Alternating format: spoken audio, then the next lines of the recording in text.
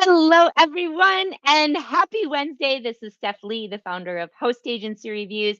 Thank you for tuning in for today's webinar. We have on Travel Edge, and representing Travel Edge today is Kendra Tainsh, who's the relationship manager up in Canada, as well as a mentor for new advisors over at Travel Edge. Hello, Kendra. Hello, Steph. Thanks for having us here. We're excited. Well, we are excited to have you here. Now, you are in Ontario, right now? I am close to Toronto, just outside Toronto, Ontario. Yes. Okay. So, any Canadians in the audience know you have Ontario here, and then you've got Minnesota here. So, lots of northern feelings going on right now. Let's see. Well, today's webinar, if you somehow just plopped yourself here and have no idea why you're here or what this is about, we are going to be covering how to grow your business beyond your friends and family, which is, of course, a key component to being a successful travel advisor. Oh, we got a BC over here. Hi, Denise. Thanks for joining us. So if you're tuning in, go ahead, let us know where you're tuning in from. What we're gonna do in just a second, I'm gonna turn it over to Kendra so she can do the webinar and go through the slides. But if you have questions as we go along, drop them in the comments. We will go ahead and ask them throughout this session. So don't wait to the very end. Ask them and we'll have a conversation. It's going to be like a very fun and fluid conversation. So with that, we've got some New York, Chicago. We got a smattering everywhere. So with that, I'm going to bring it over to you, Kendra. Do you want me to bring up your slides? Yes, please. Thank you. Perfect. Here we go. Awesome. Thank you for joining us today. And thank you, Steph, for having us. We're excited to be here. So we're going to talk about growing your business beyond your family and friends. So our agenda today is our welcome.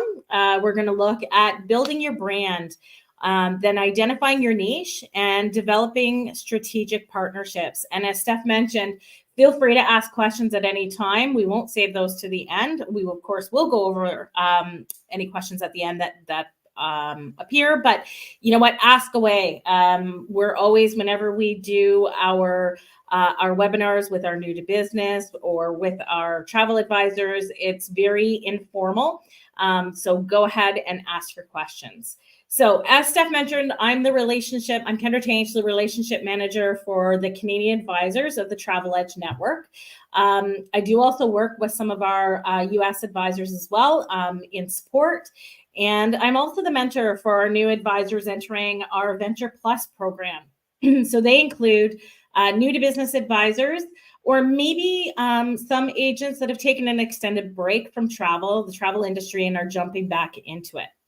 Myself, I've been in the travel industry for 28 years. Started off as a selling advisor. I did become a group specialist and then a manager, up to a regional manager, and over to Travel Edge. I've been with them for 2 years as the relationship manager. Also in my experience, I've taught several travel-related courses part-time at our local college in the tourism department. Ask away. So usually when our advisors get started building their businesses, they concentrate on promoting themselves to their family and friends. So today we're going to share tips on how to expand your network and your business beyond this segment, taking yourself to the next level. Okay. And you know what, Kendra, I'm just going to pop in and say, for those of you that are watching, we'd love to hear where you are in your career journey. If you're brand new to the industry, if you're coming back in after a break, that can give us a little bit more context and know who we're talking to. So please pop that in the comments and then go ahead, Kendra. Perfect. Thanks, Steph. So we're going to start looking at building your brand. So there's 6 steps into building your brand. Your first is you want to understand your audience. This is how you start fostering a relationship and building brand loyalty and gaining loyalty of your clients. So you're going to take a look at their needs and preferences, the demographic and the psychographic insights, and behaviors and motivations. Second, you're going to define your purpose. So you're going to look at your core values, what you stand for, maybe have a mission statement, and your brand's reason for existence. So this is defining your brand, it is the reason that you have formed your business and why you are in travel. Third is the value proposition. So, what sets you apart? What are those unique benefits or solutions that you can offer clients? Why should customers choose you over other brands? So, what makes you unique? Do you want to train to become, say, a cruise specialist or concentrate on family travel, becoming a Disney pro? Are you interested in delivering a luxury experience? At Travel Edge, we have some advisors who specialize in weddings and honeymoons, bachelor and bachelorette getaways. We even have a team that's dedicated to accessible travel. So you want to be unique and you want to set yourself apart. Okay.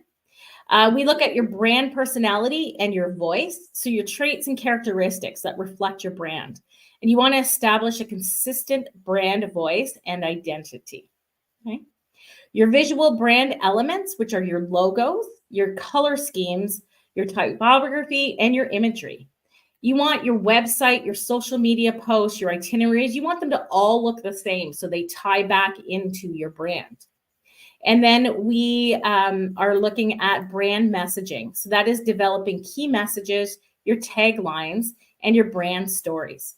And you want those to connect back to your specialty and to your uniqueness.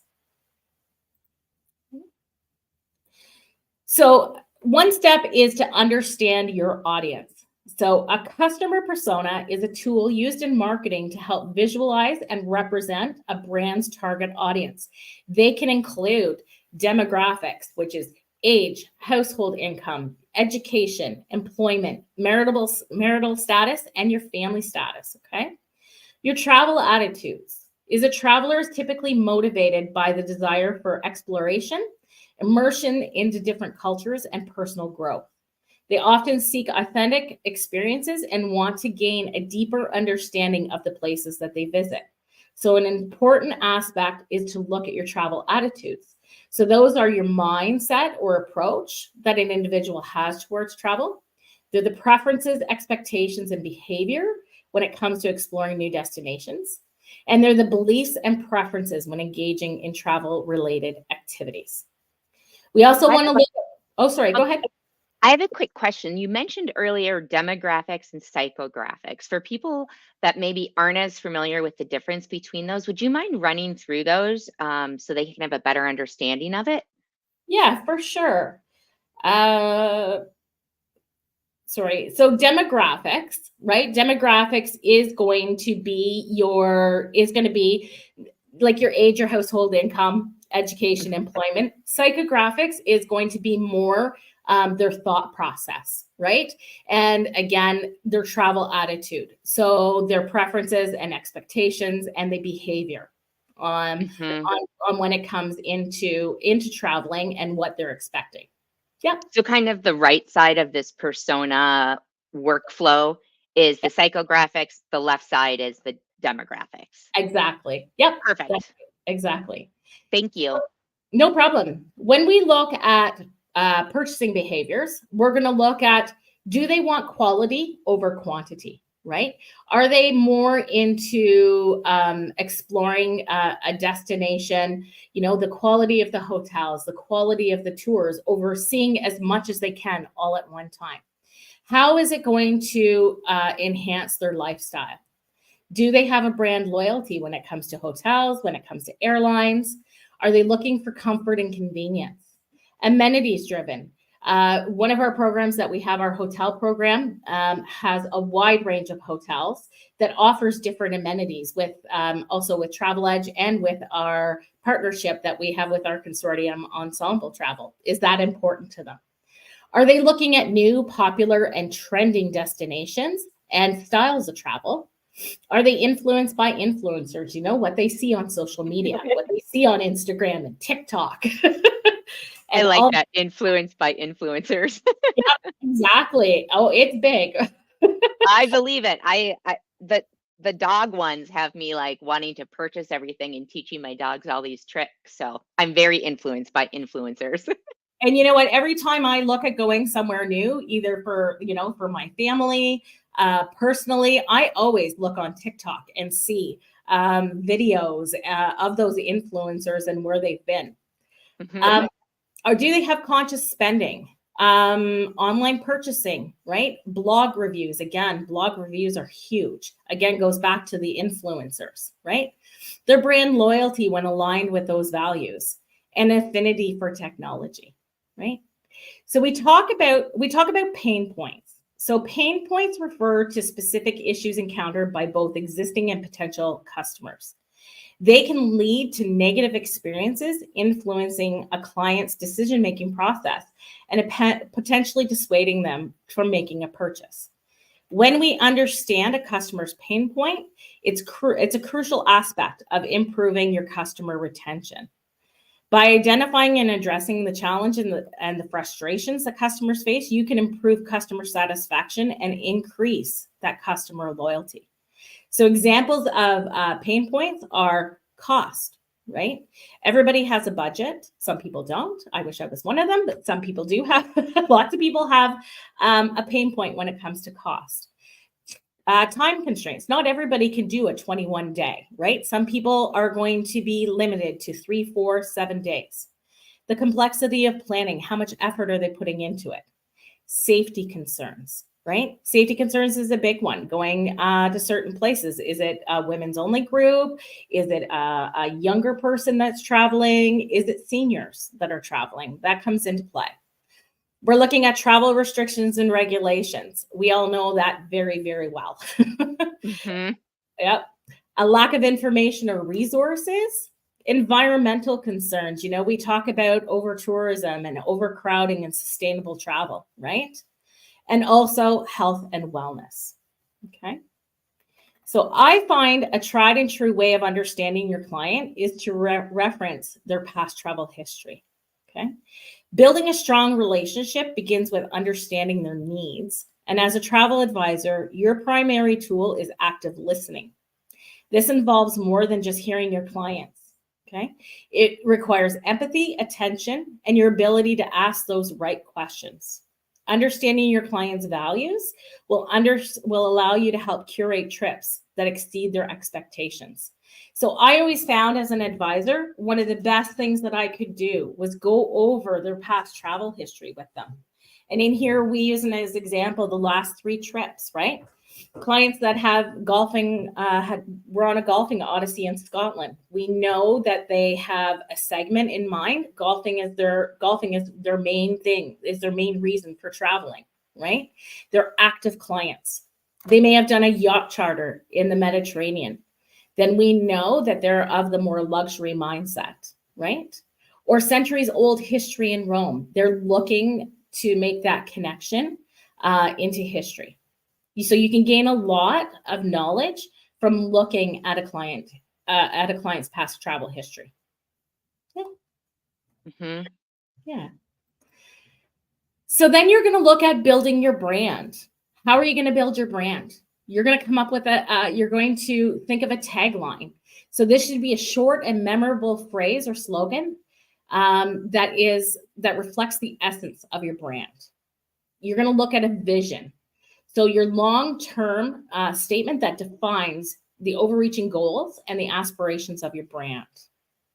And every business is like this. You know, you're going to have your tagline, you're going to have your vision, then you're going to look at your mission. So it's a statement that outlines the purpose or the reason for existence of your brand. And we'll get into more of these as we go along in an explanation of them.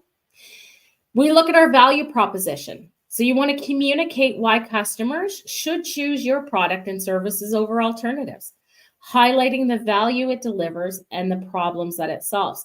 As an example, I said before, we have a team that that specializes in special needs travel. That is a huge value for a segment of travelers that might not travel otherwise. We have another advisor at Travel Edge that he deals with sober travel. I've never heard of it before. I just read something on that, and I was like, "How brilliant."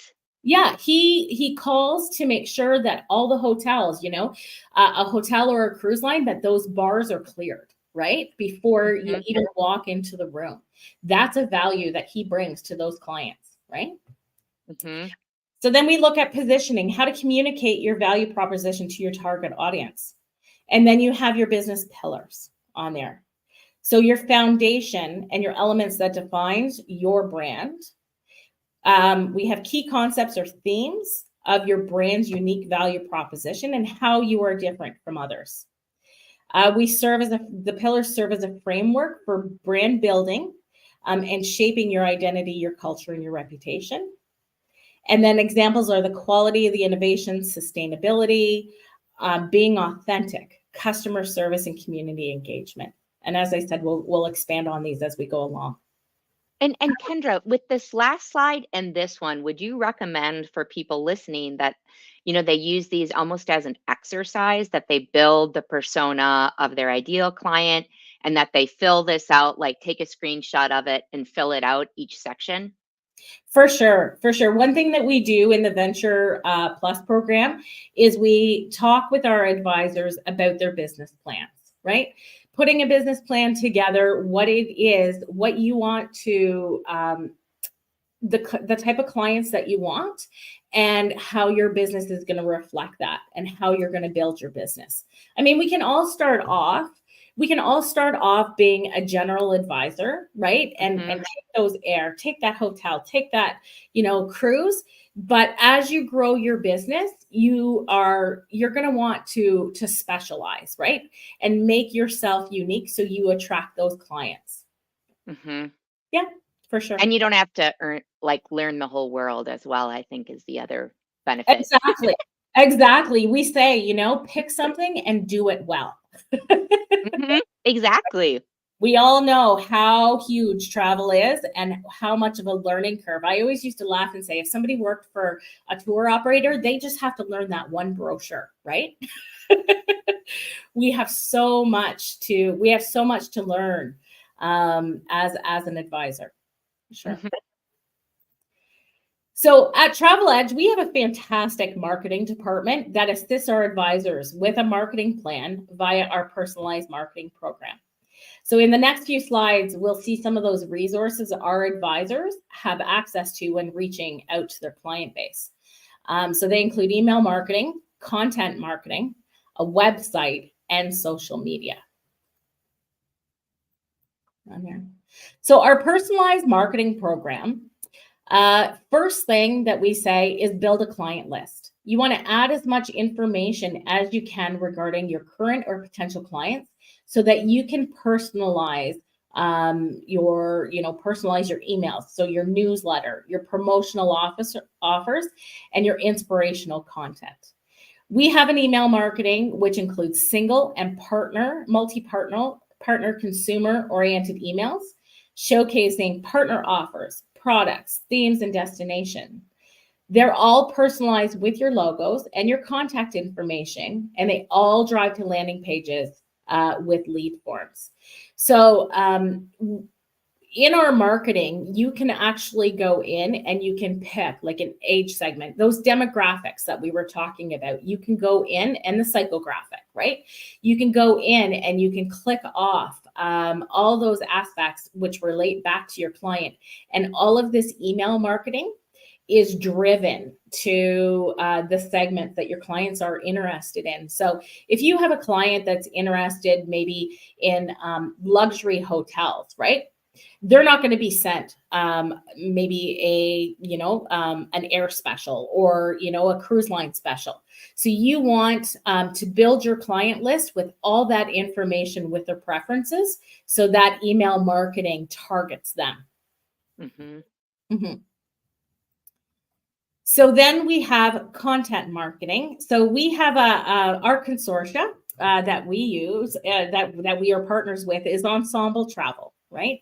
And Ensemble gives us different content marketing that we can use towards those clients as well. So the content marketing is high quality content that helps us to engage with potential customers. So they include blog posts, magazines, and destination guides. So the email contacts receive virtual publications and directories. And we also have that opportunity to enroll clients to receive printed magazines with the back covers of these actual physical magazines that are personalized by the advisor and include all of their contact information and logo. And these are great. I receive them. They're wonderful. And some clients still like to have that physical book. I Mm-hmm. know that we've gotten away from, having physical brochures and physical magazines. But to complement that email marketing program, it's great to offer this so that clients have this in hand. Yeah. And then we have websites. So we have options to help support the website. And when you are looking at building your website, you want to make sure that they are professional, they are user friendly, that they are visually appealing, that they showcase your services and destinations of your brand. And we want them to be able to promote special offers on there. Okay. Mm-hmm. Yeah. And I think another important thing too, tying back to the email marketing, is having that sign up for your email list, even if you haven't started, say, sending out emails yet, to start collecting those as soon as you can. For sure. For sure, it is definitely important. Yes. And then, of course, social media, right? As an advisor, as our advisors, they have access to templates and partner content that is easy to leverage and share across social media channels. So Facebook and Instagram provide opportunities to engage with potential travelers. You want to make sure that your social media has inspiring content, testimonials if you do have reviews from your clients, and promote offers. So we have destination spotlights. We have the different promotions, travel tips, memorable trips on there. So everything that you can do into social media, and you want to tie that back into your brand. Mm-hmm. The testimonials are so powerful too, not just the Facebook reviews, but actually putting it up as a post. For sure. For sure it is. Definitely. So then we go into local marketing, and this is kind of a favorite of mine. So what is local marketing? It's using your neighborhood to your advantage. So you don't want to lose sight. This is one of your most significant audiences, your local market. Okay. Local marketing specifically targets customers who live within your community. It differs from other marketing practices as it leans heavily on relationship building. And we're going to explore a little bit more of local marketing here. So the one thing about knowing your audience, so you want to target your message accordingly. So you want to participate in local events such as festivals, charity events, or community affairs. This allows you to engage directly with people in your area and showcase your products or services. So what do we talk about when we talk about community events? So they could be a booth at a food festival. It could be craft shows, presentations to local interest groups. I know that I have done presentations before for book clubs. In my community, we have a local senior center that has a ladies' night out supper club. That's awesome. Yeah. So while they're out there enjoying dinner, I've done a presentation to them before. We've had some local health fairs. And I have to laugh because, well, people laugh at me for this, but we do have this local seniors club. It's not a seniors home. It's an active club where they go and they play pool and shuffleboard and cards and all that kind of stuff. They have a Christmas bazaar. I used to go and set up a booth at this Christmas bazaar just because the ladies would all come in with their spouses, and the ladies would be going around looking at all of the craft, and their spouses are sick and tired of looking at bows and wreaths. So who would they come talk to? They would talk to me, right? All about travel. I used to get a little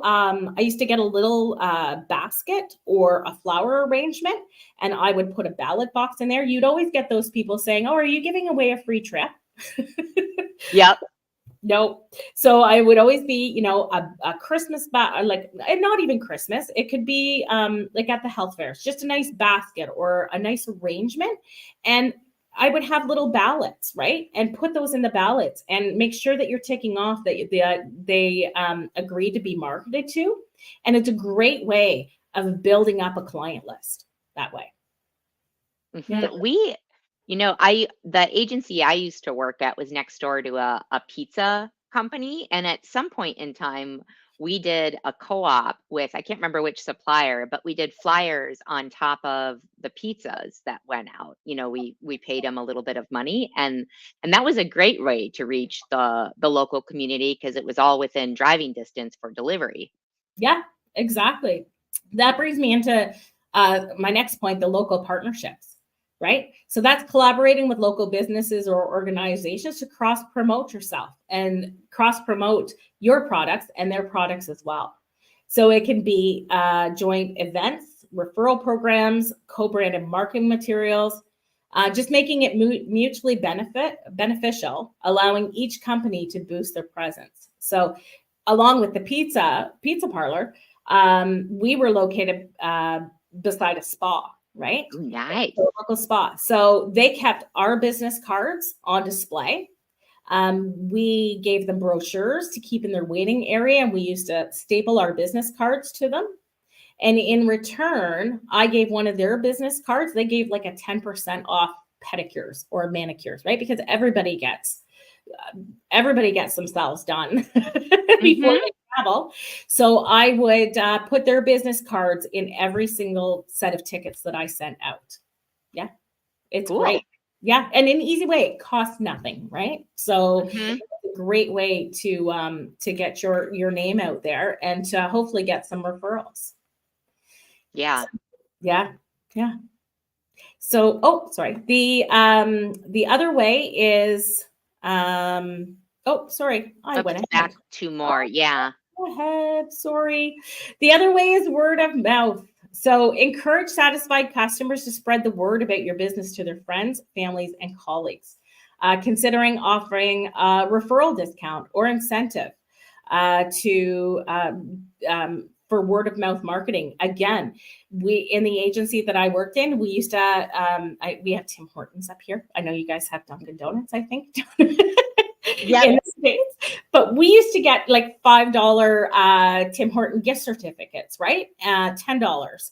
If somebody referred me, we would give them a $10 gift card for coffee in there.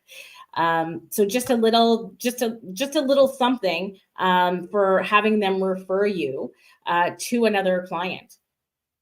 Yeah. We had a travel agent chatter episode where we talked with an advisor. She did big come with me groups that it's Javon Harley if anyone's interested in learning more, but she had groups she did, and a lot of them were come with me. She worked with radio stations, local radio stations, to go with come with me trips. Yeah. And as part of the incentive to people, there would be, every time you referred someone to come in with the group, you would get like these credits in her point system. And then people that hit a certain level, they would get like extra private dining, along the trip or different ways. And it became kind of a status thing for the clients that were coming along with her on the trip. That's fantastic. That's a great way of promoting yourself, right? And that's fantastic. Yeah.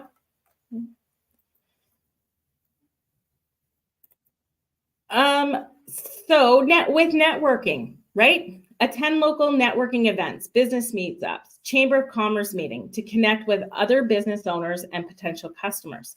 So building a relationship with people in your community can lead to valuable referrals and partnerships. Again, we locally here, we have a women in business groups. We have the Rotary, which is a huge charity that you could potentially network with. I think the Chamber of Commerce is I have an advisor today that's at a local senior showcase that she has a booth set up. One thing she did was she, has a map at the back, asking her clients, and she asked family and friends. Actually, she asked on Facebook, and I responded. She's got little pins in there of where people's favorite places have been and where people want to go to. And as people come along to her booth, she's going to interact with them and put the pins up. That's a great conversation starter though, and like makes it approachable. Very smart. Yeah, yeah. So local business exchanges. Our chamber here has they showcase a different business every month. That business opens up their doors and they they have some appetizers, maybe a cocktail, and it's all about networking and getting to know the other business people in your community to hopefully spread word of mouth and have those referrals. Yeah. Hmm. We can look at local sponsorships, right? So sports teams, school events, community initiatives. It can help increase your brand visibility while also showing your support for important causes in your community. Okay. Again, as I said, it could be offering a simple gift basket for a charity auction, right? I was very involved with our local youth hockey and lacrosse community. My daughter played.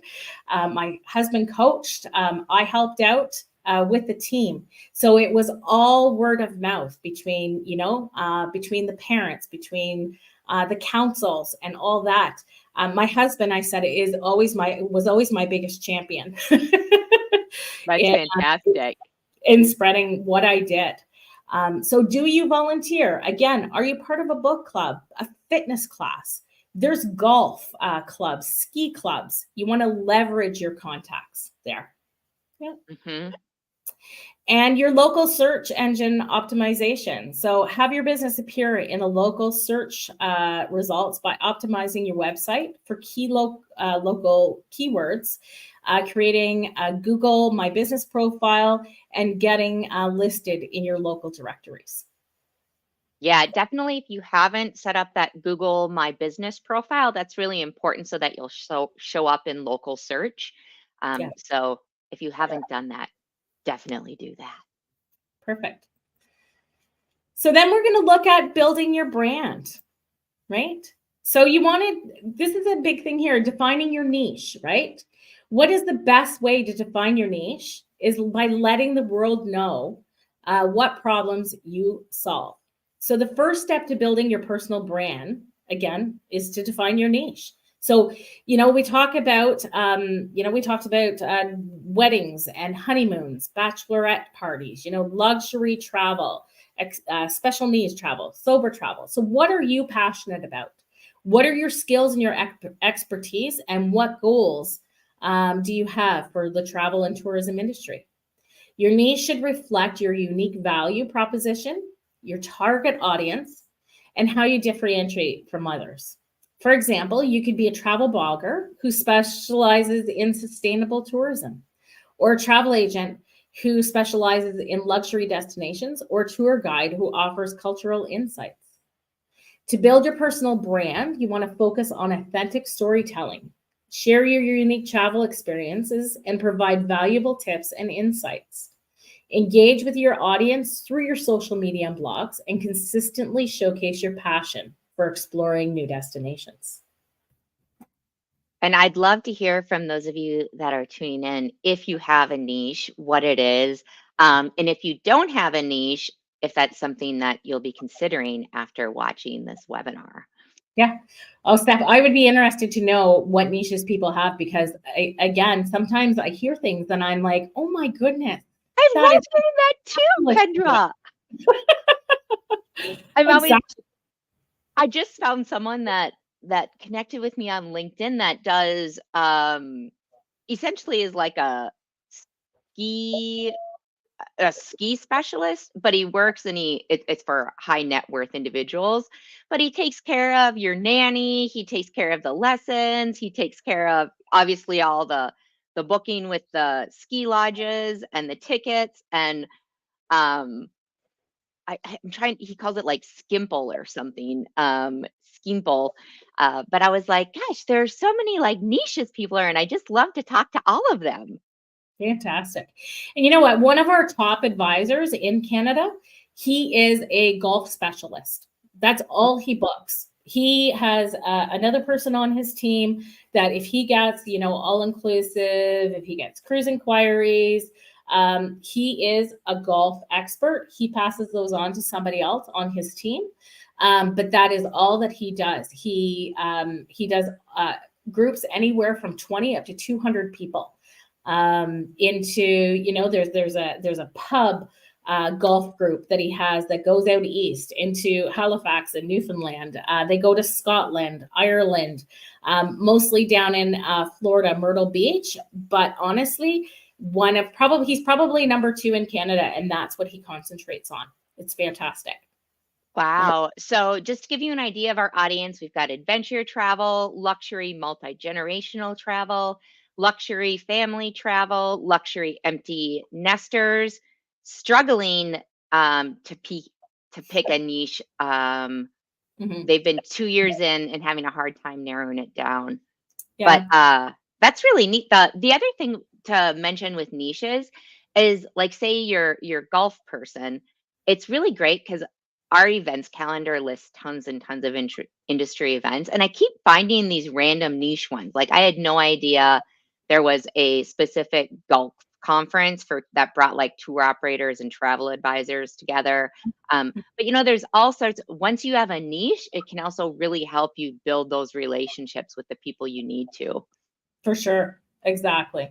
That's a great conversation. Niches. Yeah. We have a question here, Kendra. Sure. So, for the person that is struggling to find a niche, what are some tips for like narrowing it down? Since they've been in it for 2 years, how can they narrow it down? So I would take a look at what your interests are, right? If you're going to Mm. become a cruise specialist, you have to love cruising, right? You have to experience cruising yourself and love it. And I think you also need to look into your local community, right? To see where you can specialize in. I know that for myself, I talk about the senior center, right? That I did. We had seniors, when I looked at it, they didn't want to travel on their own, right? They wanted to travel with a group. A lot of them didn't like to fly. So, and a lot of them were either widows or widowers that wanted to go with a group of people because it made them feel more comfortable and they enjoyed having a host there. Mm. So I knew there was a need for that. So what I did was I created what was called a no-fly cruise. We're close to New York, so we could do the Oh, nice. 12-day sailings out of New York. I arranged a bus with a hotel stay, pre-cruise. We did the cruise, included all of our group dinners. We would set up a table every day where I would be there for an hour and a half if they had questions. We did group activities on board. So I knew that it was, you know, it started off my first year with 25 people, 9 years. For 9 years afterwards, I had a full bus, maybe could have done a second one. Oh. So I really think that you need to look at what you're interested in doing first, and then Mhm. take a look in your community and see. I mean, where I am, we're a huge lacrosse. We have a professional lacrosse team. So I built on that cruise and built a group getaway for lacrosse fans with some of the, we had 2 of the lacrosse stars travel with them. Nice. Yeah, it was fantastic. Again, so taking a look at what you're interested in and what your local community is interested in, for sure. I think those are great tips because having that passion when you're starting a business, that's something you're going to be in for a while. And even if, like for me, luxury isn't super appealing to me, it's not something I'm really passionate about. And so while you can probably make more money in luxury, it's not the area that I would want to be in. And so having some kind of a balance between what you want to do and if the like Disney is sometimes known for not making as much because it's 10% commission. If you really want to do Disney, then also asking yourself, how can I make it so this is financially worth it for me? Yeah. Because there are ways to do it. You just need to think about it ahead of time. Exactly. And something like Disney, I mean, there comes into planning fees, right? Hmm. And I don't call them service fees. I don't like that. I call them professional fees because we're professionals, right? But your planning fees with I mean, Disney is such a huge net of information. I remember taking my daughter years ago, and of course, the control freak in me has to plan everything, right? Travel advisor in you.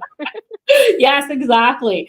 And just you could go down a rabbit hole, right? For hours and hours on the internet looking at everything there is to do with Disney. So if you're going to become a Disney expert, then clients are going to pay for that knowledge of you planning, all these aspects of their trip, for sure. Yeah. So then we look at creating your online presence. So it is key to have a consistent presence online with value-based, engaging content. Okay, it's important. I think this is such a true statement. It's so important for you to plan your content in advance. I know that sometimes if I go to do an Instagram post just off the wind, it could take me. Saloni from our marketing is here. She's going to laugh at me that it could take me, 2 hours to do an Instagram post because I keep going back to it and getting interrupted and having to put a tag in and having to pick the music in the background reel, right? So you really want to plan your content in advance. So creating your online presence means having a professional website, right? A blog, a portfolio, and social media accounts that showcase your work and your personality. Your online presence should be consistent, engaging, and relevant to your niche because you want to tie everything back in together, okay? You want to optimize your online presence for search engines using keywords and tags, we mentioned that before, that match your niche and your audience.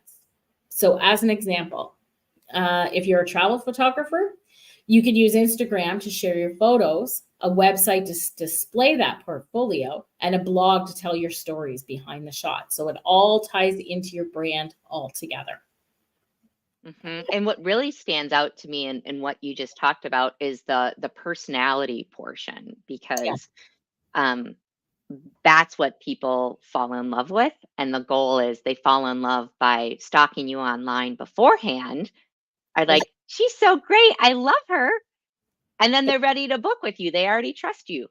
Exactly. And it is all about trust. Your personality and your trust for sure.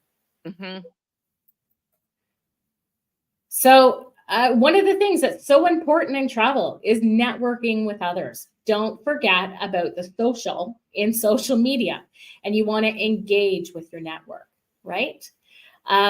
So networking is all about meeting others in our industry. It can help you find opportunities, learn from others, and build your relationships. You can network either online by joining groups, forums, and communities related to your niche, or offline by attending events, conferences, and workshops that are related back to the travel and tourism industry. You could reach out to influencers, mentors, peers who can offer you advice, feedback, and collaboration. And again, as an example, if you're a travel writer, you can network with editors, publishers, and fellow writers who can help improve your craft and your exposure. We want to attend industry expos, seminars, breakfast meetings, award ceremonies for those in the industry. I'm going to an award show tomorrow night, and I'm excited to be able to see all of our preferred vendors, others in the industry. You want to interact and engage as much as you can. People love to do business with people they know and whom they met. And the only way that you're going to meet people is through networking. There's so many training opportunities, so many industry events. You're going to go to these and somebody's going to say, hey, you know what? I met Steph at such and such, right? Yeah. It's we're in an industry that is social, so we want to continue to network for sure. Yeah, I think oftentimes people think of just networking on the consumer side, but in travel, it's equally as important to be networking on the industry side with number one, fellow travel advisors, but also those supplier relationships. Yeah, exactly. So you want to share your value, okay? Sharing your value is like showing your superpowers to the world, but without any cape. It's all about, I love that. I really do. It's all about letting people know what you're good at and how you can make their lives better. You want to position yourself as an expert in your niche and provide solutions to common travel related challenges. Okay. It means creating and distributing valuable content that showcases, your expertise, your insights, and your opinions. All of your content should be informative, entertaining, and authentic. And you want to share your content on your own platforms, such as your website, your blog, your social media, guest posts, podcasts, webinars, right? So as an example, you're a travel consultant. You share your trips, your recommendations, and your reviews on travel destinations, your products, and your services. So Kendra, a quick question for you, because since the pandemic, there's been such an increase in the use of travel advisors. I think I was reading a report from Internova that said something like it went from 34% before the pandemic to like 63 or something now. From your advisors, what are you hearing is the reason why these new clients are coming to travel advisors? Is there something that our listeners should be putting on or stressing on their website, like the fact that they can help if unexpected changes happen, like if a country closes down or something along those lines? I think there was a life lesson learned during the pandemic when Many.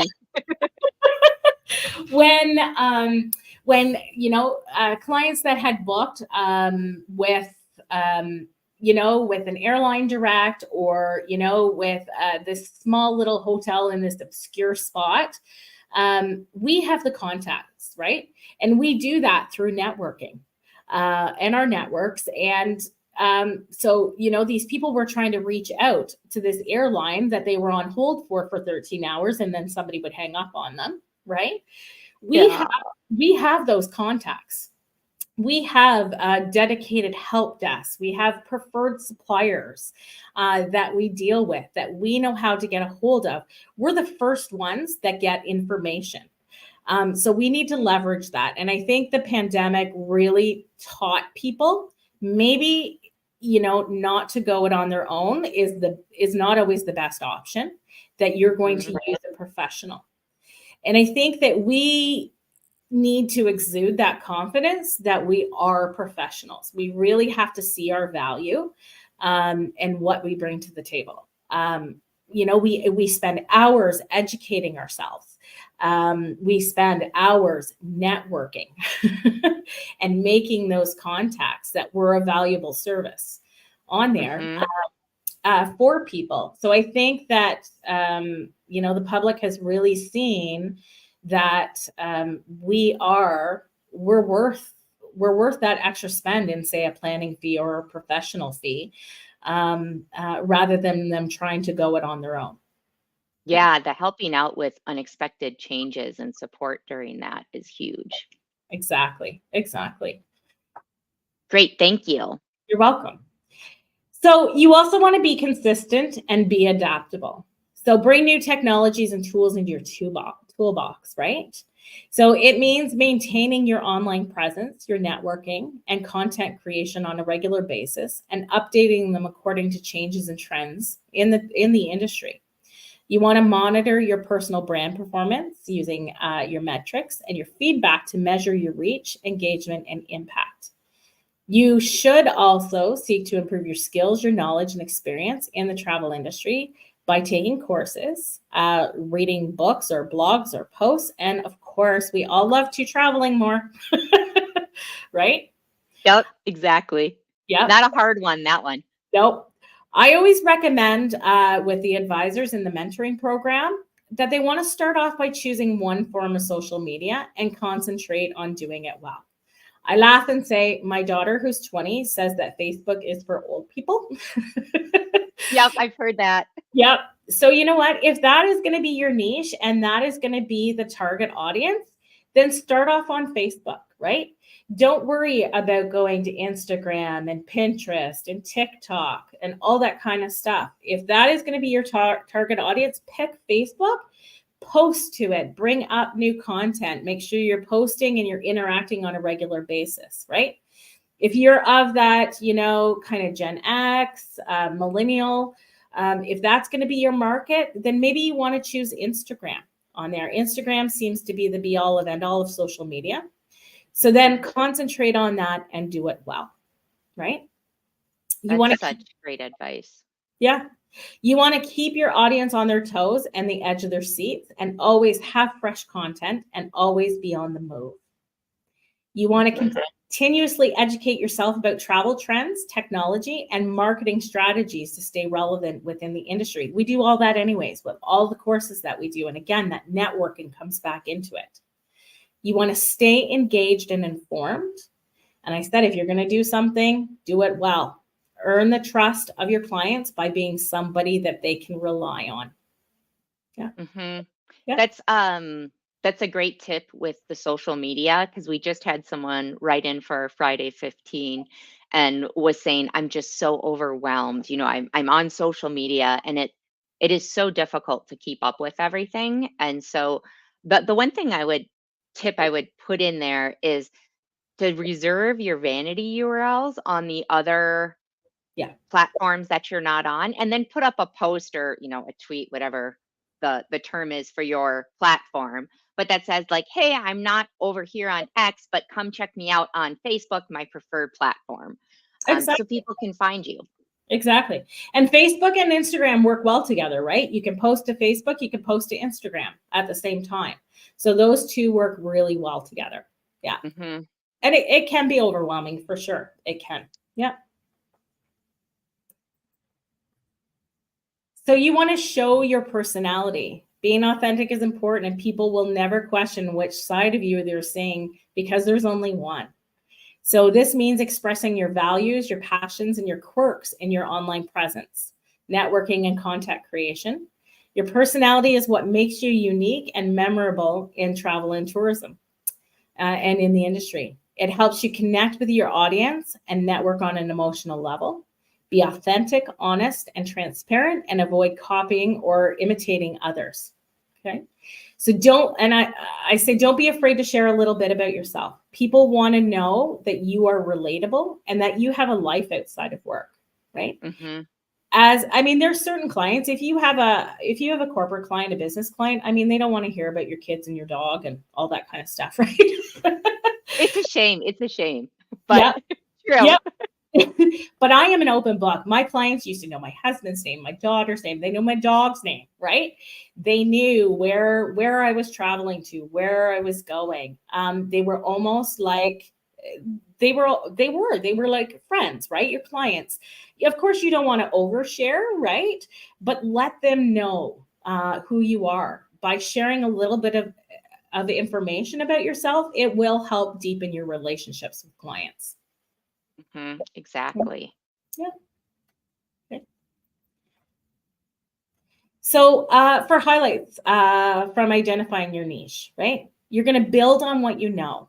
Take what you're passionate in and build on that with research and other learning and networking opportunities. So for the person that had asked about trying to discover the niche, right? Mm-hmm. Look in and what you're passionate about and do a little research and see if that is a path you want to follow down, right? Frame and work on your value proposition, which is known as your elevator speech, right? It's a brief statement about your business and your mission that can quickly and easily tell clients who you are and what you're going to sell. You want to make sure your value proposition is relevant, holds value, and is unique. And you want to ensure your value proposition is clear, unique, desirable, and specific.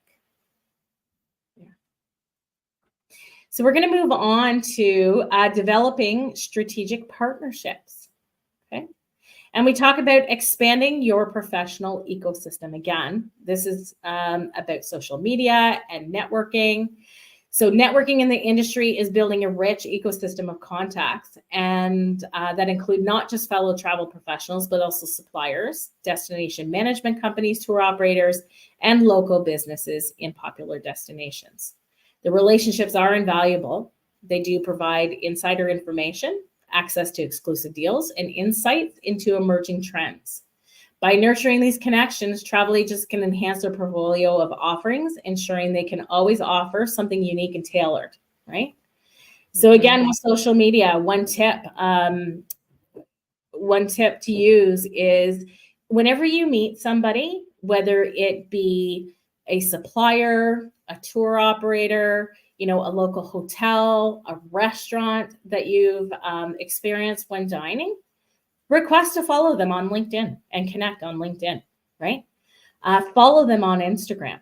For every industry person that you meet, connect with them. You never know when you're going to need to reach out to them, right? And have their contact information. Yep, great tip. Yeah. You want to consult with colleagues on contacts and use their referrals. For an example, at Travel Edge here, we have a program called Agent Share, and it's a database of agent emails where one of our agents, our advisors, if they have a question, where is the best spot to dine in downtown Amsterdam, right? Near the cruise pier.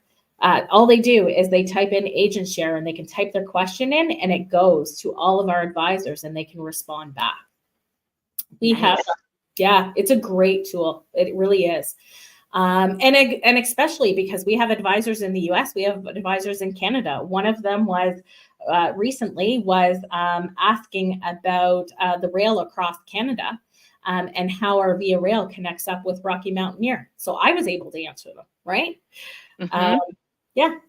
We also have an internal Facebook account that has some of our seasoned advisors on there. So our new to business advisors can ask questions about different suppliers, about different contacts at hotels. And we also, for our Venture Plus, we have a Teams community messaging group where they can ask questions and we can answer them. We also have, if you have your host or your consortium online or in-person conferences. So again, our consortia is Ensemble. We have Ensemble Horizons, right? That we go to in Las Vegas every year. And we network every chance that we get. It is exhausting. Anybody that has been to one of those conferences knows Yes. that you are on the go constantly. But it is all about being there, for 3 or 4 days and making as many connections as you can. Mhm. Yeah. You want to delivering personalized experiences, turn your clients into VIPs, right? So again, this is exactly what I was saying about connecting with those local suppliers and your local and your colleagues that you're working with. You want to go that extra mile. Your clients will not forget your efforts when you do. They will remember you and refer them to to their friends and to their coworkers and etc. Because you know what? They'll come back and say, "I was in Italy. I was in Amalfi. Oh my goodness, we had a dinner reservation at this tiny little restaurant on the hill, overlooking the sea. It was absolutely amazing. And you know what? Steph, she recommended it to us." Yeah. And they're going to say, "Oh my gosh, who is this Steph?" Right? Yep. Yeah. Yep. So through connections and the local operators, businesses, travel advisors can curate those bespoke experiences that cater to preferences of their clients. So, securing a table at a highly sought after restaurant, arranging a private tour, or gaining exclusive to an exclusive event. Those personalized touches can make the difference in client satisfaction and loyalty because you do that for them once, they're never going to anybody else. Mhm. Right? Yeah. And we want to foster innovation and collaboration. So keeping up with the times. So networking encourages innovation and collaboration. By engaging with a diverse group of professionals and organizations, travel agents can find inspiration in new business model services and collaborative packages. It could mean partnering with tech startups to implement cutting edge booking systems, join forces with ecotourism companies to offer sustainable travel options, or co-creating unique travel experiences with local artists and creators. And that is what I have for you today on how to grow your business beyond your family and friends. Perfect. Well, we've got a question coming in, or kind of a question. So this is from Sue Andy Island with Andy Lee Travel, which by the way is my brother's name. So that's really fun, Sue. Um, so Sue says, I feel lost. I'm under outside agents, but feel alone. I've started now for 5 or 9 months. I've had 2 clients. I've set up Facebook, TikTok, and Instagram. Networking is hard for me. I post weekly. So what would be some advice for people that networking isn't as natural to them as it is for some others? So I really think that, with you and your online presence, right? I would maybe, with an online presence, could you join some online groups, right? Mhm. Some online groups where there's a conversation to be had about going back and forth and doing promoting. Maybe some local business groups and local networking groups. I also think that putting yourself out there, we hear a lot of advisors that are saying, well, I don't want to go out. I don't want to join groups. Like your fitness and your book clubs and all that kind of stuff. I really think that makes all the difference. But if you're looking at it from an online perspective, I think getting involved in some virtual groups and some virtual networking groups can make all of the difference.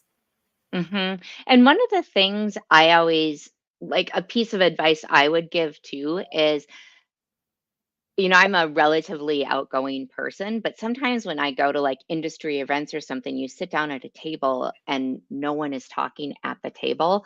Like Yeah, in my mind, all I think is everyone is feeling just as comfortable, as uncomfortable as me. And someone needs to break the ice, and everyone will be grateful for that, to like someone to make an introduction. And yeah, so just remembering that, and stepping outside of your comfort zone and just turning to the person next to you and saying, "Hey, I'm Steph. I'm with like Host Agency Reviews. Like, who are you? Where do you live? What kind of travel?" You have something in common with those people. If you go to an event at a craft bazaar, you know that the people, you can talk to them about crafts or their lack of love for crafts. yeah, Um, and yeah. so that would be some advice I would give on that. Um, And it gets easier, right? As you go along, it gets easier. Believe it or not, I was a shy 20-year-old when I started in the travel industry that, didn't oh, feel yeah, hard. awkward. You'd never know it now, but you know what? It does. It gets easier as you go along and you put yourself out there. It's just making that leap. Yeah. And Sue, the other thing I would tap on to that is if you're feeling really alone with your host agency, if you haven't already, reached out to them and see what kind of programs they might have that could support you, maybe more mentoring, hand holding. If there's a group you can join for new advisors, reach out to them, see what they can offer you. And if they're not able to offer you something, it might be time to look at another host agency that can provide you with the infrastructure, and support that you need to really get off the ground, because it sounds like it would be really helpful for you to have some sort of accountability and someone to throw ideas around with, Yeah. um, on a regular basis. Yeah, check if your host agency has those community groups, right? Our team's community is great. They are all newer to business advisors. We do have other community groups for our experienced advisors, but they should have some sort of community group that you can bounce ideas off of, ask questions to, and just feel a little bit more comfortable. And, in my mentoring program, I always have advisors tell me, "Oh, this is such a stupid question." And I said, "No question is ever stupid. How are you going to learn, right? If Yep. you don't ask, right?" Yeah. Yeah, that's perfect. And then just a few comments. So Elizabeth says, I have a family member who sells Disney and she markets to military families, as she is one, and she is doing really well. That's Perfect. for people in the military, it's because it's such a strong extended network and community. It's a great way, when you're moving around constantly, but it doesn't really matter. since your business is remote. So that's a great one. And then we have Cerrillo Travel Group says clients become friends before friends become clients. They That do. one. So true. Yeah. But well, Sue says she'll definitely check those out. So let's see. I think that's the end of our questions. And I know we've gone over a little on time. So thanks everyone for sticking with us. Hopefully, those last few questions were helpful to everyone. Kendra, any final thoughts on Travel Edge if people want to get in contact? So it has write to us to learn more. What's the email address? The email address is, oh my goodness, Saloni, if you're, I'm not sure if she's Hold on. unmuted. Saloni, we're bringing you on. Hello everyone, nice to meet you. I'm Saloni. I am with the marketing team at Travel Edge. Thank you for your announcement and wonderful comments. So the email is Oh, sorry, Saloni. Your audio is a little bit funky. Is it better now? There Oh, we it go. totally is. Wow, weird. Sorry about that. I've been having some audio woes lately.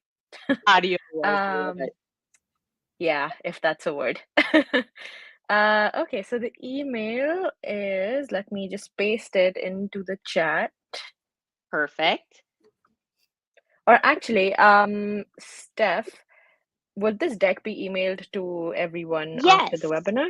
Oh, so Yeah. they could So, also grab it from there. It's all hyperlinked oh, in there, so should be able perfect. to pick it up. All right. And we've also linked to Travel Edge's profile on HAR. If you do the like send a message button, it'll send it to an email. But if you're registered, we'll be sending out a follow-up email with a link to the slides for everybody. So you'll have it in there as well. Well, thank you so much, Kendra. Saloni. Thanks for joining us for the last minute. And thanks to all of you for joining us today for today's webinar. We really appreciate it. Perfect. Thank you, Stephanie, for the opportunity. I really appreciate it. And thank you, everybody. Absolutely. Thank you. Take care. Bye-bye. Have a great afternoon, everybody. Bye-bye.